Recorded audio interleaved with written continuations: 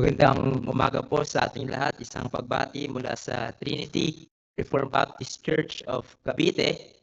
At kung hindi niyo po alam, si Pastor Rene is one of my professors nung nag-aaral pa ako sa RBIPT Cebu. And knowing him and knowing the men na nagtuturo dito ay iniisip ko ano ba bang bagay na hindi niyo narinig. And yet, we believe sa kapangyarihan ng salita ng Diyos, ito ay sariwa, ito ay laging bago sa atin at makapangyarihan. And so, I pray na ang passage na ating pag-aaralan, very familiar to us, ay maging malaking pagpapala sa atin. 1 Corinthians chapter 13. So please open your Bibles. 1 Corinthians chapter 13. Babasahin lang po natin beginning verse 1 up to verse 3. Ito po ang sinasabi ng salita ng Diyos. If I speak in the tongues of men and of angels, but have not love, I am a noisy gong or a clanging cymbal. And if I have prophetic powers and understand all mysteries and all knowledge, and if I have all faith so as to remove mountains, but have not love, I am nothing. If I give away all I have, and if I deliver up my body to be burned, but have not love, I gain nothing. Tayo po ay manalangin at humingi ng tulong sa ating Panginoon. Our gracious and sovereign Lord, truly, it is a day of delight sa amin. And so, Lord, to be in this place is better than 1,000 elsewhere, where we can again hear your words and have fellowship with the brethren and be reminded again of the glory of our Lord Jesus Christ. And yet, Lord, we know, tulad po ng pinanalangin kanina, we stumble in many ways. We have sin, remaining sin in our lives. Namin pong pinaglalabanan at madalas po kami ding nadadaig. Kaya't ngayong mga oras na ito ay humingi kami ng tulong sa inyo. Tulong mula sa banal na Espiritu na siyang mag-i-illumine ng aming mga mata, ng aming mga puso. We pray, Lord, with the psalmist, that you would open the eyes of our hearts, that we may behold the wondrous things out of your word. We pray na ang lahat ng ito ay mauwi sa inyong kaluwalhatian lamang. Pangalan ni Jesus. Amen. Where is love? Ito yung sigaw ng ilan sa ating panahon dahil sa nangyayaring pagtatalo at mga gera sa bansa. In fact, there was a singing group na ang pangalan ay Black Eyed Peas na gumawa ng kanta na ang title ay Where is Love noong 2003. And if you knew the background kung bakit naisulat ang kanta na ito, it was written as a response to the remaining anxiety of the people of America because of what happened noong 2001, the 9/11 incident, at noong 2003 where the America attacked Iraq. Ang kantang ito ay nananawagan ng kapayapaan at pagpapamalas ng pag-ibig sa gitna ng kaguluhan. At katulad ng panawagan nito, in a way, ganito din ang panawagan ni Pablo para sa church in Corinth. Nasaan ang pag-ibig? Some of you know na ang Church of Corinth ay isang problematic church. Ang daming problema sa church na ito na binabalita kay Pablo at in-address niya. Meron silang pag-aaway, gera, kumbaga, at makikita natin na andyan ang divisions and factions in chapter 1 and 4. Problem about sexual immorality, verse chapter 5 and 7. Issue about food offered to the idols. Nagtatalo sa Christian liberty and public worship. At yung chapter 11 and 14, dito din ni Pablo ang issue patungkol sa public worship. But in chapter 12 to 14, Paul begins to address ang patungkol sa spiritual gifts na ina-exercise ng mga believers sa loob ng iglesia. Now, the problem with them ay though God wonderfully blessed them in terms of teachings and spiritual gifts. The self-importance and pride entered their lives. They congratulated themselves for their spiritual achievements at makikita na nga natin that they exercised their spiritual gifts. They elevated them with arrogance. And here Paul in chapter 13 shows to Corinthian believer that love is at the very center of God-honoring life. Paul shows forth that love is more excellent way of life in the language of chapter 12:31, but earnestly desire the higher gifts, and I will show you a still more excellent way. Paul wants for them to seek spiritual gifts and exercise them, but they must exercise them in the setting and atmosphere of love. And so obviously chapter 13 is about love. And this word appeared 9 times in this chapter, and this is known as the chapter about love. Briefly, let us define kung ano ba ang pag-ibig na sinasabi dito. I assume some of you knew the biblical definition of love because it has been taught in this pulpit. But for the sake of others, biblical definition of love ay hindi yung napapanood natin sa internet na romantic or sentimental, focus lang sa emotion and mere abstraction or just being satisfied with something or someone. Minsan kasi ginagamit na din yung salitang love sa pagkain. I love spaghetti. Eh, what do you mean? Handa kang mag-commit sa spaghetti?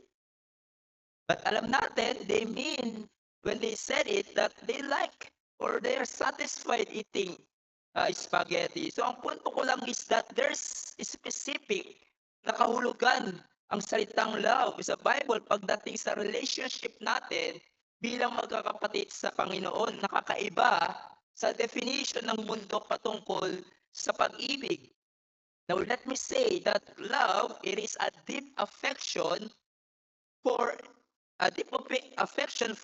and commitment to act for the good of others or seeking the highest good or the best interest of another regardless of the cost to oneself. Or yung sinabi ng isang manunulat, it is a commitment appropriate to the relationship in view, and that commitment is accompanied by the affection appropriate to that relationship as much as possible. So nandun yung commitment. But also, affection nandun din. It is affection suffused with affection. It is a holy attachment of one person to another in which both heart and hand express the reality, as one writer says. It is the inward sense of longing, desire, and delight, and it is the outward expression of appropriate words and deeds. So dahil minamahal mo siya, hinahangad mo ang makakabuti para sa kanya, and you committed to do it, anuman ang maging kapalit nito sa iyo, and you delight to do it for the object of your love. And so saan natin nakita o nakuha ang definition na to? We have sung it and we have the example dito sa ating Panginoong Jesus, who is love. A love that will never let you go. A love that is willing to sacrifice himself for the object of his love. At makikita natin yan nga sa ginawa ni Jesus. Ang tunay na kaulugan ng pag-ibig that is seek the best interest of the object of his love regardless to the cost to himself. At ganito ang pag-ibig na nais ni Pablo for the believers na makikita natin as they exercise their God-given gifts, that they would exercise it in the atmosphere of love. But sadly, ang nakikita ni Pablo ay kabaliktaran. Mas naaangat ang spiritual gifts kesa sa love in their fellowship as brothers and sisters in the Lord. And so po need to remind them, at ito ang ating tatalakayin, that love is supreme over spiritual gifts. And so from this passage, there are three headings I want us to consider. First, love is supreme over the gift of tongues. So here we see that Paul first mentioned the gift of tongues, which was most likely highly valued among the Corinthian believers in the church. That is why Paul mentioned it first. And most probably, this gift of tongues was the one most emphasized and used in the church of Corinth, yet it was exercised without love. Now, ano itong gift na tongues of men? Ito ay tumutukoy sa early church, sa abilidad na ipinagkaloob ng Diyos, sovereignly given to a person para makapagsalita siya ng tunay at naunawa ang lengguwahe that a preacher or a speaker has never learned. Hindi niya inaral or hindi niya language yun in order to minister and communicate God's word to some who does speak that language. It was an ordinary gift during that time at ang halimbawa niya yung pangyayari sa Acts 2 na nung pinangakong Holy Spirit ni Jesus sa kanyang mga disciples ay nanahan sa kanila at nagsimula silang magsalita ng hindi nila lengguwahe. At remember, nagulat yung mga taong nandun dahil yung mga Hudyo na ito ay nakapagsalita ng Parsya, ng Medes, ng Elamites, etc. And sinabi nila, we hear them telling in our own tongues the mighty works of God. Hindi ito katulad ng naririnig natin sa ating panahon na speaking in tongues, na pawang gibberish lamang. No, Yamaha Yinoda Honda. Hindi nyo po alam yung sinabi ko, yun po yung mga sasakyan na magaganda daw. No? Yamaha, Innova, and Honda na hindi nauunawaan at pinapractice pang sabihin. That person who has a gift of tongues speak the language of men that he has never learned to minister to others. Kaya nga makikita nyo sinabi ni Pablo sa ating text, tongues of men and of or language of men. But walang duda na nag-exist pa ito sa kanilang panahon. Church in Corinth at ilang members ay in-exercise itong gift na ito, but others highly prize this gift and abuse it so greatly. Probably for the Corinthians, speaking in tongues was viewed as the supreme spiritual ability, marking out the mature believer. Then binanggit ni Pablo ang mas mabigat at mas controversial for others, I speak in the tongues of men and of angels. Now dito galing yung paniniwala ng iba sa ating panahon that they can speak angelic language. Kaya yung iba daw hindi nauunawaan yung pag-speak nila in tongues dahil lumalabas sa kanilang bibig ay heavenly language. But nowhere in the scripture na makikita natin ng isang tao can learn to speak the language of angels. Meron ba sa Bible na language of angels? At kung meron, ano yun? No, meron ba na may isang tao na nakapagsalita siya ng language of angels? Wala. Ang makikita natin yung anghel na pinadala ng Panginoon speak the language of a person na inutos ng Diyos na sabihin yung kanyang kalooban. Kaya nga minsan may biruan noon na yung mga anghel na Hudyo kasi they can speak the language of the Jews. So I agree with other commentaries that said Paul used a hyperbolic expression. Hyperbole is an exaggeration to make a point. So ganun din ang gagawin niya. Ginamit ni Pablo, ganun din gagawin niya sa verse 2. Gumagamit si Pablo ng exaggeration para ipakita sa kanyang mga kausap kung gaano kahalaga ang pag-ibig.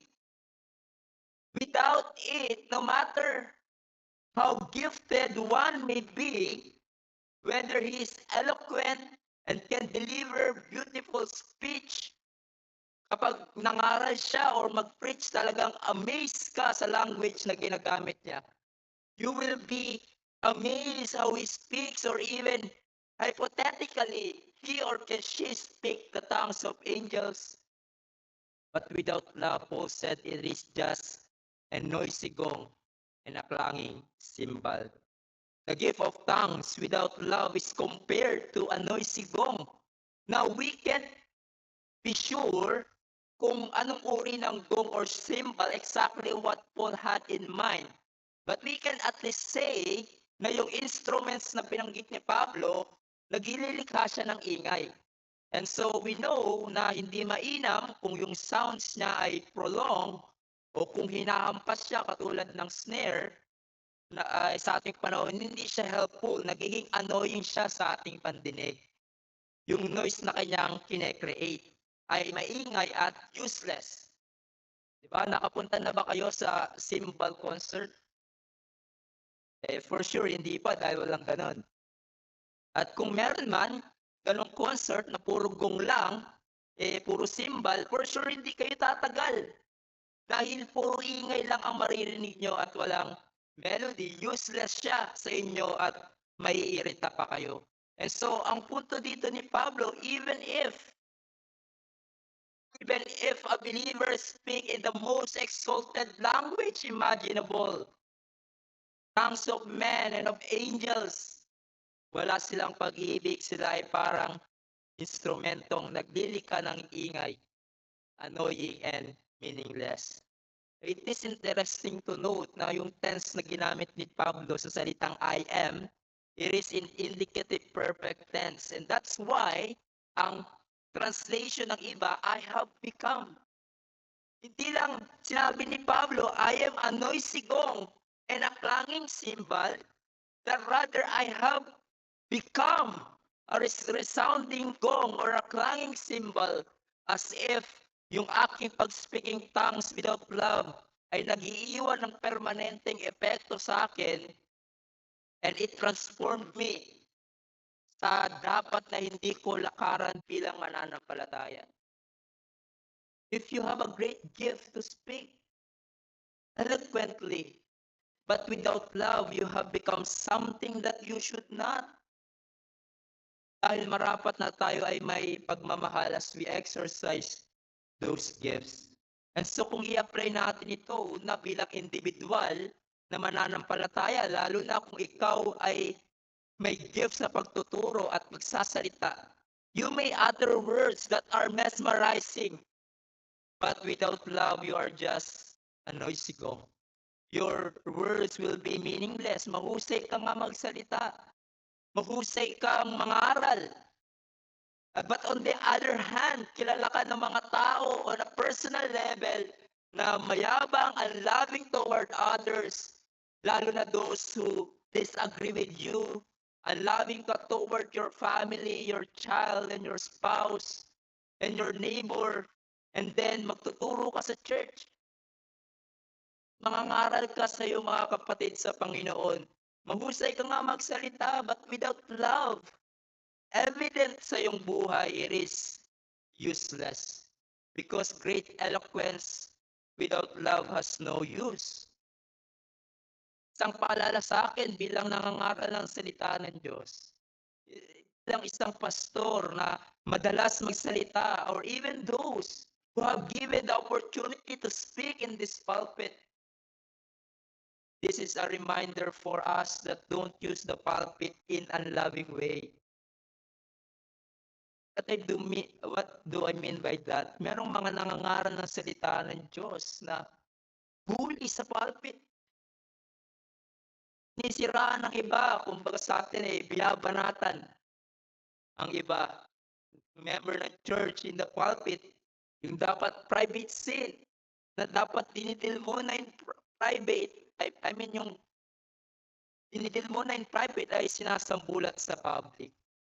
I remember yung napanood ko sa internet, isang preacher, talagang pinangalanan niya pa yung mga hindi nagtatights, yung mga tatamad-tamad daw sa kanilang Bible reading, mga late pumasok sa church, pero yun yung papasok ka late, tapos babanggitin yung pangalan.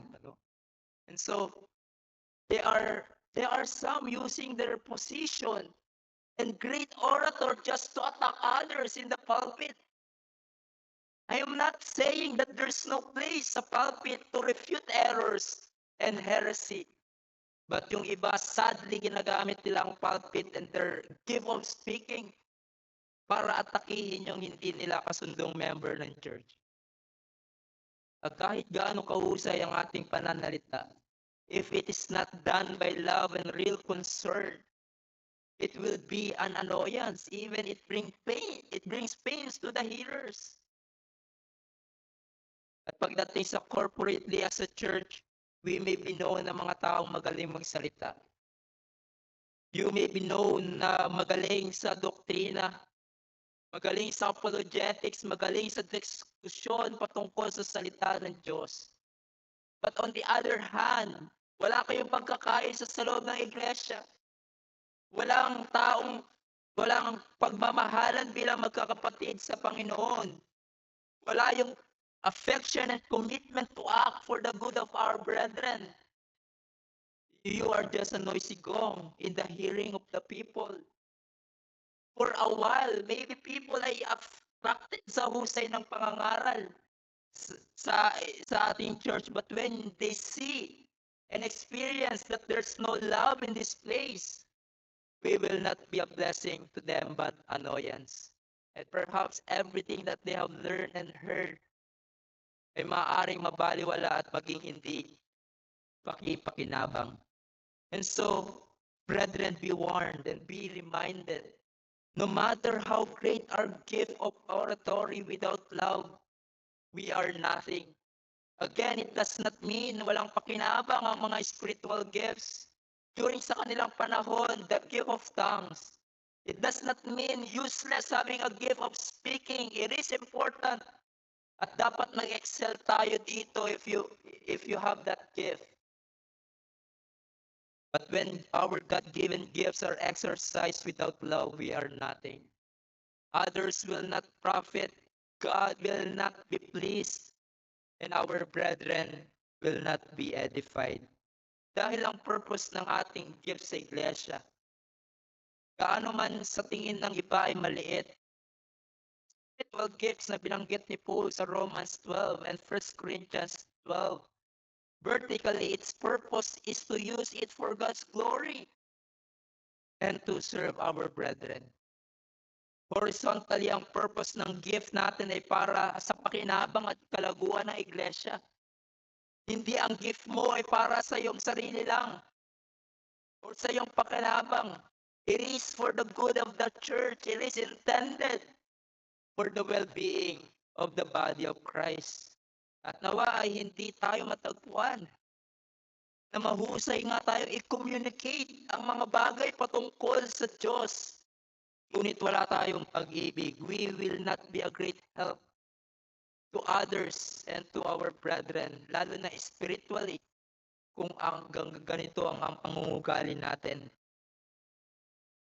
Leads us to the next truth na binanggit ni Pablo in verse 2, that love is supreme over gift of prophecy, understanding mysteries, knowledge, and bold faith.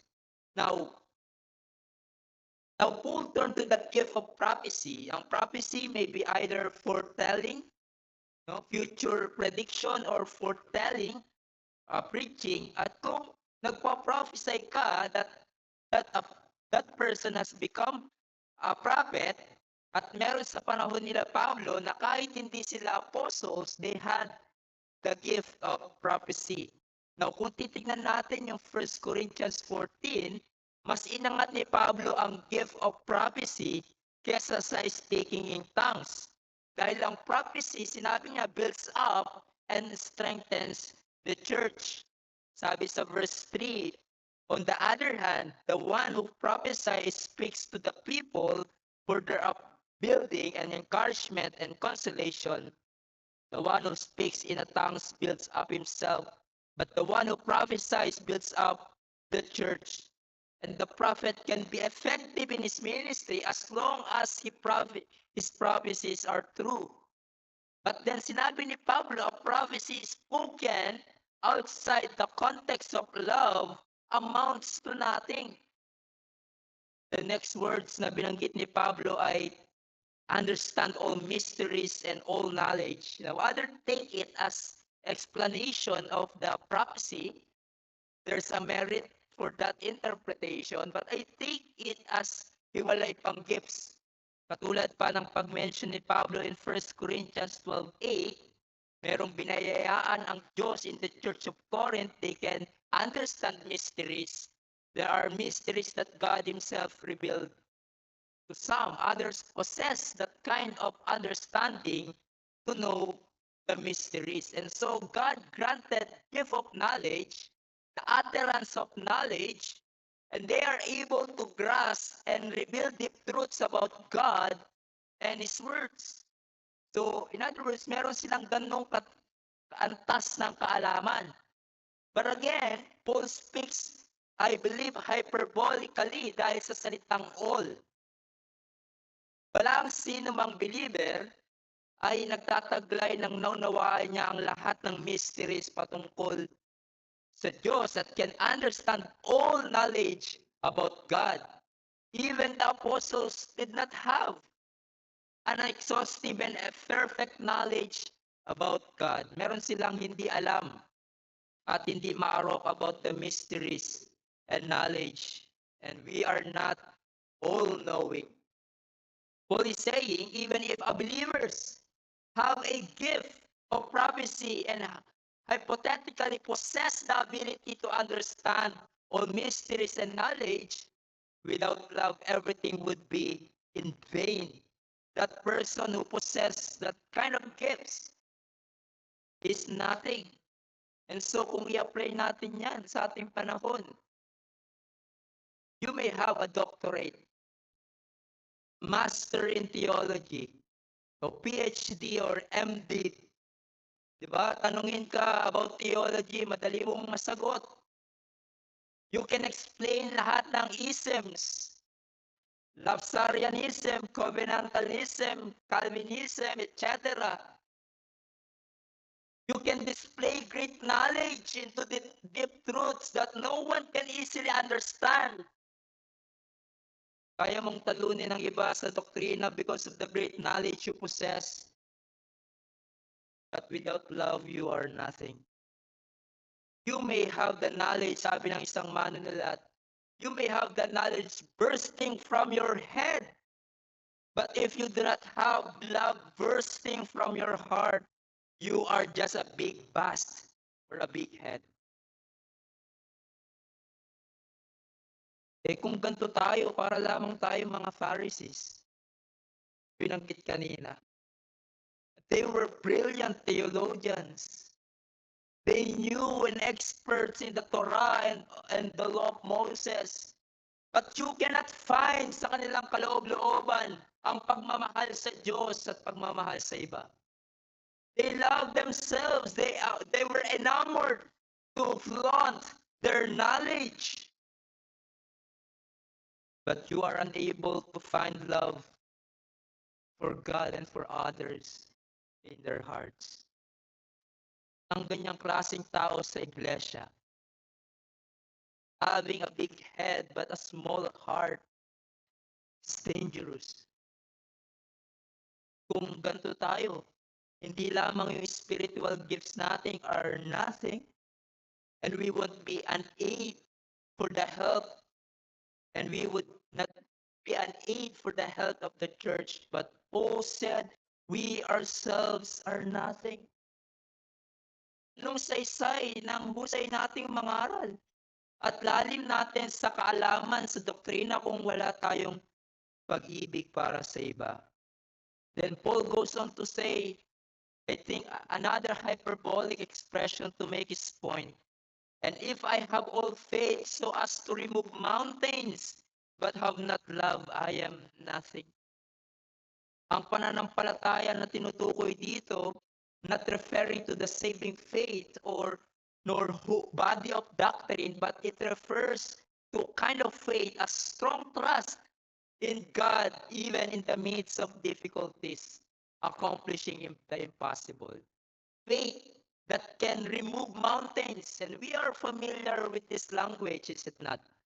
Dahil ganito ang ginamit ng ating Panginoong Jesus in Matthew 17:20 kung saan yung mga disciples they cannot heal a boy na demon possessed. But noong si Jesus ang gumawa, immediately napalayas yung demonyo. And he told that they had little faith, and he said to them, "For truly I say to you, if you have faith like a grain of mustard seed, you will say to this mountain, move from here to there, and it will move, and nothing will be impossible for you." Faith that can move mountains is a metaphor na ang ibig sabihin, faith can accomplish the impossible. Isang matibay na pananampalataya, faith that can overcome the seemingly impossible situation. At ang punto dito ni Pablo, even if you have that kind of faith that can accomplish impossible without love, that person is nothing. This kind of faith ought to be exerted in harmony with love. That kind of faith without love is ineffectual. Bakit? Kasi pwedeng yabang mo lang yun. Na malakas talaga yung pananampalataya mo, yung pagtitiwala mo sa Panginoon. Again, this is a shocking statement. When Paul said, I am nothing without love. Kung merong mang malakas ang pananampalataya that can accomplish the impossible, isa si Apostle Paul doon. And yet he acknowledged faith without love is nothing. I am nothing. So, our spiritual maturity, mga kapatid, spirituality or our spiritual maturity is not measured by our gifts, but by our love. Hindi panukat ang husay, ang talino, even ang sigasig natin sa paglilingkod. Para masabing tunay na lumalago ang isang believer, kundi masusukat ito sa kanyang pagmamahal, sa kanyang concern and care for his brethren. At ito ay totoo man din pagdating sa buong iglesia. One of the marks of a true and growing church is not that church has a big facility or a big budget or talented worship leaders or has a pastors with great minds and can deliver a great speech Sunday after Sunday. No, but rather a growing church is a mark with love and commitment to act for the good of your brethren in the Lord. That even the very least among you, the weakest among you, ay ating mga kapatid sa Panginoon, nakapos sa buhay, ay na-edify and being strengthened. Hindi sila na-isolate because at the very heart of our Christian service is motivated by God's love and love for the brethren. So, ganyan mo ba in-exercise whatever gift na ipinagkaloob sa'yo ng Diyos? Anong gift ang meron ka? Nagamit mo ba yan para iangat ang iyong sarili? Kung maging malaking pagpapala sa iyong mga kapatid o maging malaking pagpapala sa iyong mga kapatid from the greatest of us to the very least of us. But then, hindi lang doon tumigil si Pablo, mas inangat niya pa ang comparison. Love is supreme over gift of benevolent and sacrificial acts. Paul said, if I give away all I have, or other translated it, as though I bestow all my goods to feed the poor, and if I deliver up my body to be burned, but have not love, I gain nothing. So first, Paul is speaking of giving away all one's possession to care for others. It is self-sacrificing philanthropy. Now, yung philanthropy, ito yung pagkakawang gawa para sa kabutihan ng iba.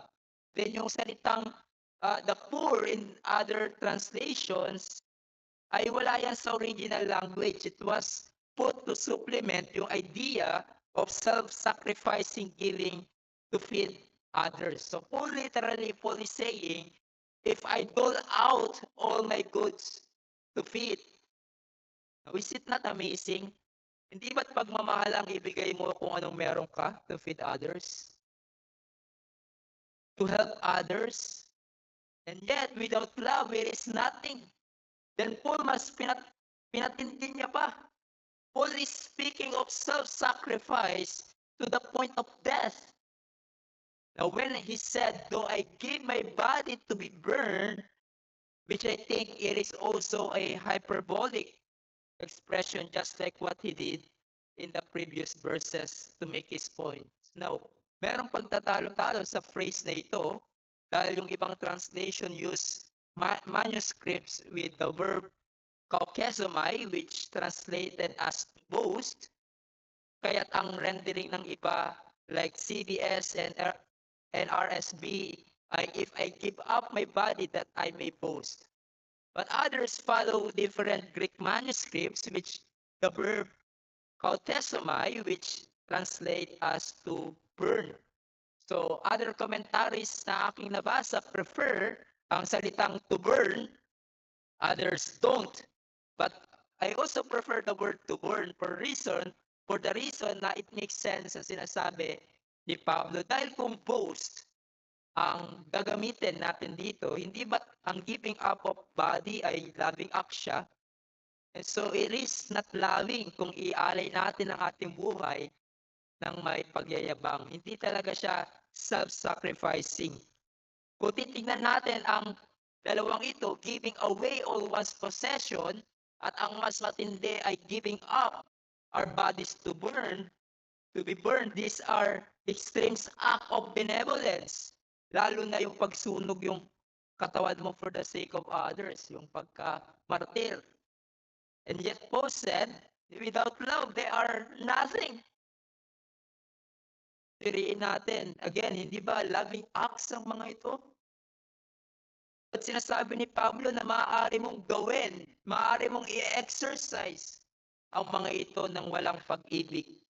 And there are nothing without love. Dahil maaaring tumutulong ka sa iba, marahil nagsasakripisyo ka para sa iba, ngunit mali ang iyong motibo. Meron kang ibang agenda. And that's unloving. Tumutulong ka para hangaan ng mga tao marahil. Tapos yung iba ipopost pa sa Facebook to gain more likes. Nagsasakripisyo ka dahil alam mong merong balik na pakinabang sa'yo. Kung mali ang motibo in exercising these benevolent acts, at pag-exercise ng spiritual gift, it is nothing. Without love, these great acts bring nothing of value. It's not profitable, but it is not pleasing before God who sees our hearts and motive. Rapat na tama ang ating puso, ang ating motibo in exercising these benevolent acts. So here we see ang supremacy and indispensability ng love over spiritual gifts and benevolent sacrifices. All of those are emptied of value if not motivated and governed by love. At ang Church of Corinth ay guilty having this and doing these great acts, yet walang pag-ibig. And just like the church in Corinth, our love for the brethren may fade if we elevate and exercise spiritual gifts in a boastful manner. You may serve as a leader of a church. You may be a graduate in a prestigious theological seminary. You may be a Sunday school teacher. Marahil nagbabasa ka nga ng mga reform books and you give to the church. You make sacrifices. You are philanthropist. But without love, you are nothing. Oh, we all need to examine ang ating mga puso sa gantong area, hindi ba? What your gifts that you think you excel? Anong paglilingkod sa iglesia involved ka? What really motivates you in doing what you are doing for the church and in your Christian life? And whatever you do, if it is not governed and motivated by, first of all, love for God and real concern for the brethren, it is nothing. Patay sa mga naririnig ko, nabasa ko lately, kung saan sinasabi doon sa isang book na sa ating camp bilang mga reformed who are careful sa pag-aaral ng salita ng Diyos. We have well-developed confession of faith. Mahusay tayo pagdating sa doktrina. Hindi basta-basta makakalampas sa ating iglesia yung mga errors. Sadly, malapit tayo sa kayabangan. Nakakalungkot nga tayo mga Reformed Baptists. Others mark us bilang mga palaway. Social media. Doctrine and practice are not handled with compassion and patience, but handled with pride. At sasagasaan ng iba kung sino man ang mag-differ sa kanila, kahit kapatid nila sa Panginoon. We're prone to forget what Paul said in 1 Corinthians 8:1, that knowledge puffs up, love builds up. May the Lord forgive us kung ganito pa din ang ating attitude. Sa mga times we thought we are superior than other believers because of the knowledge we have, or we think we are cut above the others because of our situation or position in life, or because we have a great knowledge. Now, don't get me wrong. Importante ang knowledge, learning doctrine. Ini-encourage pa kayo na magbasa ng mga libro, read books na makakatulong sa inyo, mas lalong makilala ang Panginoon. You may talk about what you have learned na nabasa nyo. You must not forsake learning. We must not do away with knowledge, but rather grow in the knowledge of God and learn to express that knowledge with love. We are being prideful also when we despise knowledge and wisdom from the Word of God or from our brethren telling us the truth. Again, hindi nasusukat ang spiritual maturity sa dami mong kayang gawin. Sa daming gifts that you excel. Sa dami ng Christian literatures na iyong nabasa. Or even, let me say this, hindi nasusukat ang spiritual maturity sa tagal mo ng pagiging member ng church.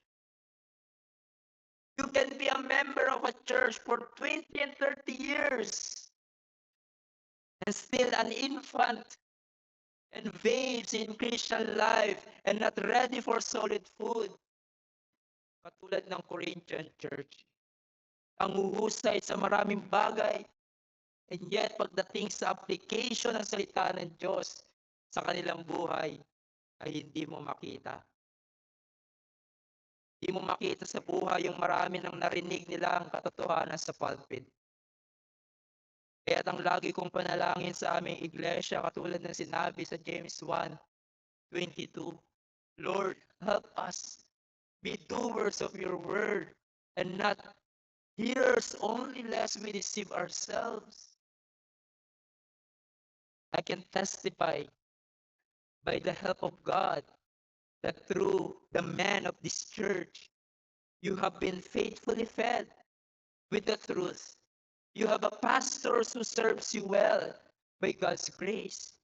You have men who, despite the busyness of life, labor to feed you with the truth. Do not waste it. Pray that the truths you hear from this pulpit will result in a deeper devotion to God And at the same time, a deeper love for this church and for one another.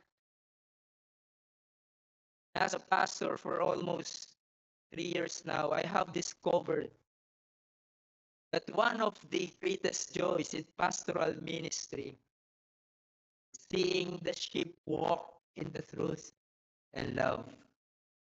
But one of the greatest pains in pastoral ministry and when the sheep you care for do not walk in godliness and love.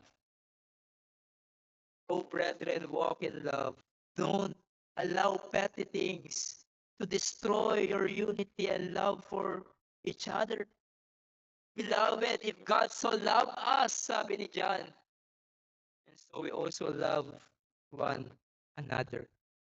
Here's an indication that you are a growing Christian. How you treat and show love for the brethren. And nilalapit sa iyo ng Panginoon. Your loving commitment for the bride of Christ. Church, marahil onti lang ang gifts mo. But those few gifts exercised with love ay malaking pagpapala sa buong iglesia. At ito ay kalugod-lugod sa harap ng Diyos. I love what Spurgeon said. There are many who have few gifts, obscure and unknown, who love God much, and these are the accepted ones. Before God, the balances of sanctuary are rather turned with a shekel of love than any weight of talent or position. Mga kapatid, be encouraged. These not the great talents that God blesses. These not the great talents that God blesses so much. The godly believer, the loving believer. Na ang puso ay malaki to accommodate and embrace their brethren with many imperfections. And I am reminded and encouraged sa sinabi ng isang pastor that for those who are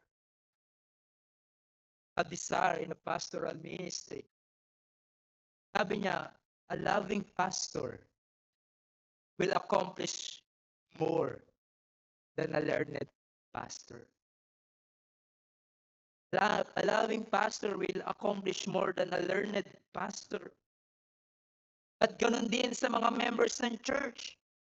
Kung ipaparaphrase ko ito at i-apply for the members of this church, I would say that a loving member will accomplish much than a gifted and a learned one. It may be impossible for us, many of us, to be great preachers and teachers, to be experts in systematic theology and handle deep theology.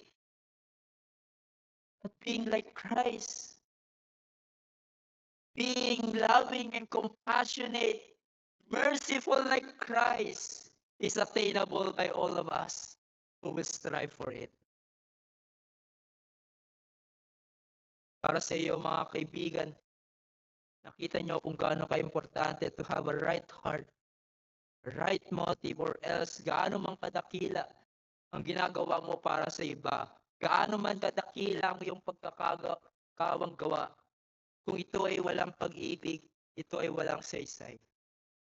Tapos tutungo ito marahil sa kayabangan, sa maling motibo sa pagtulong sa iyong sariling interes, lalo na't ang mga ito ay magiging walang saysay kung ang mga bagay na iyong ginagawa ay hindi nagmumula sa pusong may pagtitiwala sa Panginoong Yesus. Everything na iyong ginagawa, even your good works, without faith in Christ ay hindi pleasing to Him. Even ipangsangkalang mo ang iyong buhay para sa kapakanan ng iba, kung ito ay hindi motivated by what Christ has done for you, it is nothing. It is not motivated by the love of Christ, it is nothing. Marahil ang iba sa inyo dito ay iniisip na kung gumagawa ka ng mabubuting bagay, ay mamahalin ka ng Panginoon at makakapasok ka sa langit. You are thinking na kung ikaw ay magiging mapagmahal na magulang or anak or empleyado, ito ang paraan para maligtas. Oh my friends, tanging si Jesus ang makapagliligtas. Tanging pagtitiwala lamang sa Kanya ang kaparaanan upang ikaw ay malinis sa iyong kasalanan. Tanging sa biyaya lamang ng Diyos, who said in Romans 5:8, "But God shows His love for us, that while we were still sinners, Christ died for us." Tanging sa biyaya ng Diyos in Christ Jesus, upang ang puso mong masama ay mabago, upang ikaw ay magkaroon ng isang bagong puso na nagmamahal kay Kristo at sa kanyang iglesia. Motivated and governed by love, not love for yourself, but love for God. At ito ay possible kung ngayon ikaw ay magsisi sa iyong kasalanan. Isandik mo ang iyong buong pagtitiwala. Tangi lamang kay Jesus bilang Panginoon at tagapagligtas. Tulad ng inawit natin kanina at narinig, He is a loving God. He is so gracious. There are no hardened sinners that are beyond the saving love of Christ.